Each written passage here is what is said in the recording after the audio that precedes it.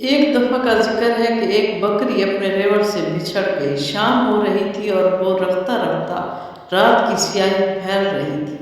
اس لیے بکری نے فیصلہ کیا کہ میں جنگل میں ہی رات گزاروں گی۔ تھوڑی دور جا کر اسے ایک غار نظر آئی جو ایک پہاڑی کے پاس تھی۔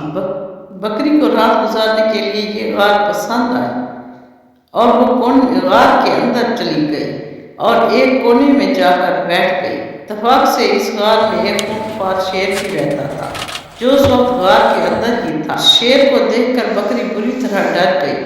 اب وہ غار سے باہر بھاگ کر دور بھی نہیں جا سکتی تھی کیونکہ باہر بہت اندھیرا ہو چکا تھا اور بکری کو جنگلی جانوروں کا ڈر بھی تھا۔ اچانک بکری کے دماغ میں ایک ترکیب سوجھی۔ اس نے اپنی گردن اکڑا لی اور شیر کو گھورنے لگی۔ شیر نے بھی یہ دیکھا تو اب اسے اپنی آنکھوں پر یقین نہ آیا۔ آج تک کسی جانور کو غار میں آنے کی ہمت نہ ہوئی تھی۔ شیر نے گرج کر کہا، تم کون ہو اور میرے غار میں کیوں آئی ہو؟ بکری بھی اکڑ کر بولی، میں بکریوں کی ملکہ ہوں۔ میں نے قسم کھائی ہے 100 چیتے، 50 ہاتھی اور 25 زندہ شیر چباؤں گی۔ اب تک چیتے اور 50 ہاتھی چبا چکی ہوں، اب صرف 10 شیروں کی تلاش ہے۔ یہ سن کر شیر غار سے بھاگ نکلا۔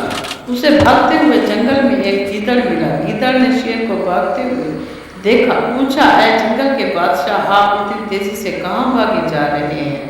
شیر نے ساری بات گیدڑ کو بتا دی۔ شیر کی بات سن کر بہت ہنسا اور بولا، اے بادشاہ سلامت، ضرور اس بکری نے آپ کے ساتھ مذاق کیا ہوگا۔